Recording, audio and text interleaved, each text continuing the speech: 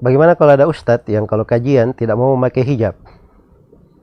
Bahkan kajian di masjid pun tidak ada hijab antara ustadz dengan jemaah wanita. Ya ini ustadz mana dulu? Ya, kalau ustadz yang tidak memperhatikan sunnah dan tidak memperhatikan ketentuan-ketentuan Al-Quran dan As-Sunnah, itu biasa dia lakukan seperti itu. Tapi kalau ustadznya mengenal sunnah, kalau dia mengenal sunnah itu dia komitmen dengan sunnah. Ayat Al-Quran, Allah berfirman, wa idza sa'altumuhunna mata'an fas'aluhunna min wara'i hijab. Kalau kalian bertanya atau meminta kepada mereka akan suatu, kepada istri-istri Nabi, maka minta dari belakang tirai. Ini istri-istri Nabi, orang yang paling dimuliakan di tengah umat, dianggap ibu-ibu kaum mukminin, para sahabat orang yang paling mulia hatinya. Bersamaan dengan itu diperintah seperti itu, minta dari belakang hijab. Dan dikatakan dalikum athaharu liqulubikum wa qulubihinna. Itu lebih suci untuk hati kalian oleh para sahabat dan hati istri-istri Nabi. Ya.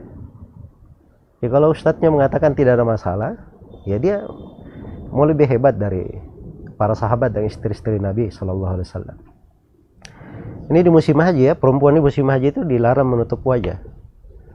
Ada seorang perempuan bertanya kepada Nabi, mungkin di kondisi tertentu, tiba-tiba Al-Fadl ibnu Abbas itu melihat kepada perempuan itu, maka oleh Nabi dipalingkan wajah Al-Fadl. Ya.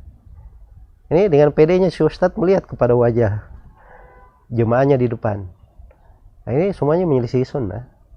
Bahkan itu adalah hal yang diharamkan, tidak diperbolehkan. Ya, baik. Karena itu perkara-perkara itu terkait dengan fitnah itu harus ditutup, apalagi perempuan. Nabi telah memberikan kaidah-kaidah umum. Nah, ini kalau kita baca fikih kaidah umum saja, seharusnya itu sudah dimaklumi.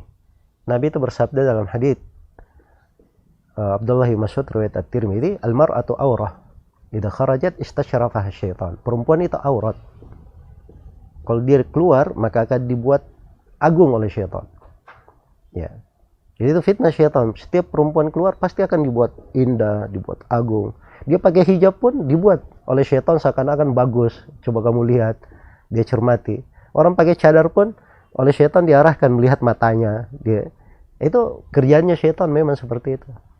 Ya. Jadi ini pintu ditegaskan oleh Nabi untuk ditutup, bukan dipergampang dengan seperti itu. Apalagi mengajari orang kebaikan, majelis taklim ya, pengajian. Kalau dia mengajarkan kebaikan, jangan dia menyelisih sunnah Nabi Sallallahu Alaihi Wasallam. Ya, semoga Allah memberi taufik kepada semuanya.